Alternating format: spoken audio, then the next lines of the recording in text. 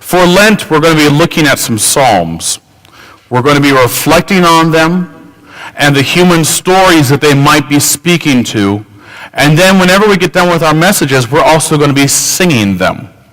So it's going to be a fun time to look at how the Psalms might push us a little bit. And if you've not figured out from the readings and the children's message, we have a doozy. We're talking about sin. I know it's a heavy word, and whenever we open and we see that there is a Genesis reading, we kind of go, let's get ready. But let's stop real quick and think about what we're hearing in Genesis. Let us think about the human story there.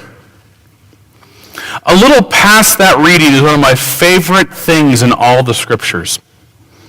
When God comes back to the garden and goes, "Where are you?" And he kind of, catches them. And what does Adam do? He does the things so many of us have done before. She did it. Blame her. And when that doesn't work, he says, well, it's your fault. You're the one who gave her to me. Adam shifted the blame twice. Boy, not much has changed in thousands of years. Independent of how you feel about Genesis, this is a human story. Wanting to have even when we've been told not to. Thinking the rules don't apply to me. And even being like Adam and saying, blame them. It's not my fault. These are things we are wrestling with day in, day out. Every year we have people in our families, in our lives, that do these exact same things. There might not be a fruit in a garden or a snake, but we deal with people trying to shift the blame or to trying to go over the rules. And what they end up doing is making a lot of chaos and a lot of hurt. So let us hear our story. Let us hear what happens when we make mistakes. I have an absolutely horrid story, and I wish it's one I never had, but I do. So I'm going to share it with you, you lucky people. I was at my second church, and we were doing that wonderful time of the year called nominations. If you've ever served on a nomination committee, you know how much fun that is. And we were trying to fill the docket. And as the new minister, I said, hey, what about Susie, not her name, and Judy, also not her name? Let's put them on this committee. And obviously the room just went silent. And I was like, what did I do? Oh, Pastor, you can never put those two on one committee. Why not? What happened? Did they kill each other's dog? Was there, oh, no. It goes back far. That's an old hatred. Hatred? These two worship together every Sunday. I've watched them for the last 3 months. What's wrong? Well, you see, Pastor, back in high school, Judy took Susie's boyfriend to the school dance, and Susie was left home. So, these women are 70 years old. You're telling me they cannot serve on a church board together because of something happened when they were teenagers? Yes. Oh, God, help me.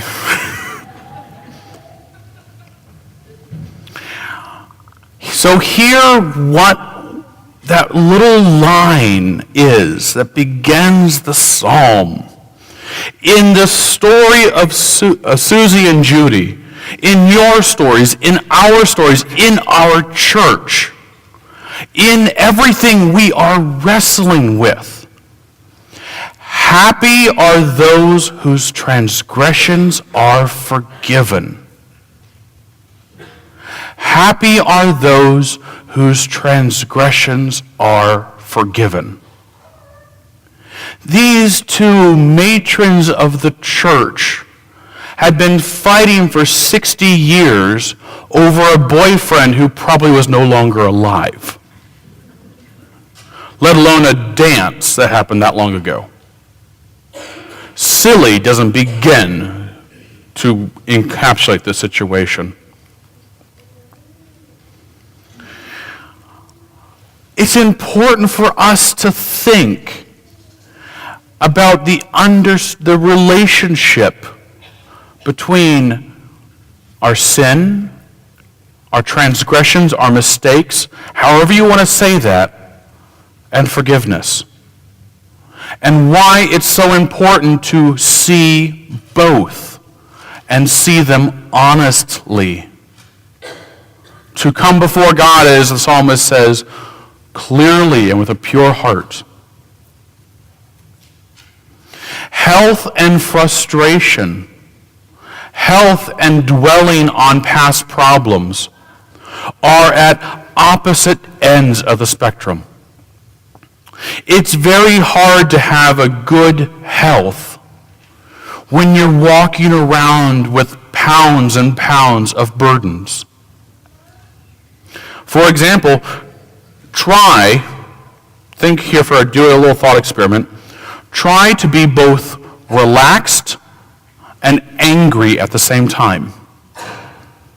It's impossible. So think about something. Oh, wait. Even better yet, think of someone who irritates you. And I know everyone has one. Get that person in your head. If it's your spouse, I won't tell anybody. This could be your children. This could be a coworker. This could be that person who cut you off on the street. That could be that doctor who's not giving you the news you wanted to hear. Or even things, cars that need repairs, whatever frustrates you. Now that you have this thing or person in your head, I want you to think about the last time they frustrated you. What did that feel like? Think about those emotions, what it did to your heart rate, what it did to your tension. Focus on that for a second. Now, how did you feel in dealing with it? Did you feel good or bad? Well, it's a frustration, Pastor. I'm probably going to feel bad. Right. How about energized or drained? Again, kind of a no-brainer. I'm drained. I'm dealing with something that frustrates me.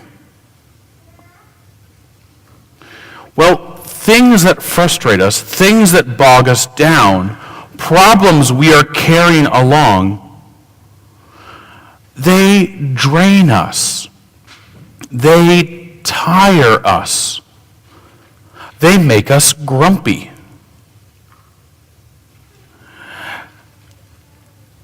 And that is what we need to get out. We need to be able to drop the grumpiness someplace.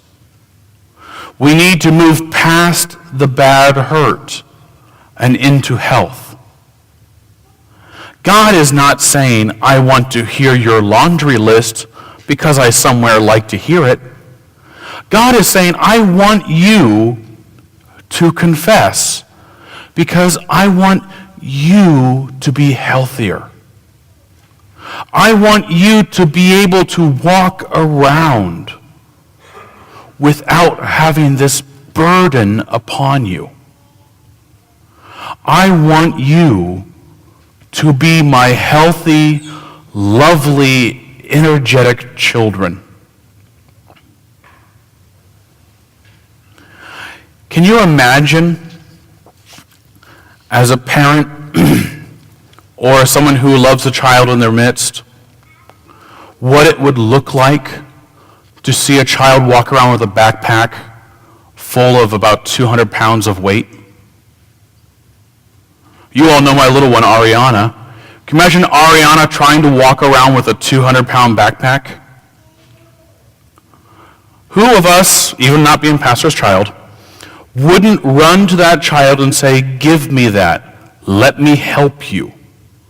Let me see if I can take some of that burden off of you so you can run and play." This is what our Lord is telling us.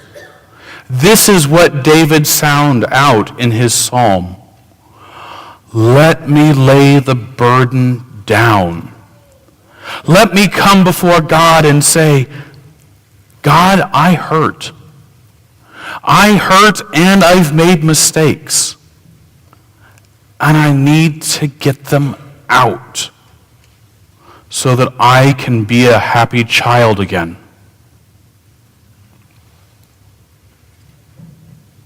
Friends, we have a complex world with a lot of moving pieces and a lot of people. There will be times where things will frustrate us, where people will step on our toes, and frankly, a good number of times you're going to step on theirs. There's going to be a lot of places we hurt each other. And there's a lot of places we've been hurt before. But do we want to be children of God who can dance and have joy in the presence of Christ? Or do we want to be like the two old ladies who won't even sit at the same table because of something that happened 60 years ago? Let us use this time of Lent to reflect upon those burdens we need to turn over to God.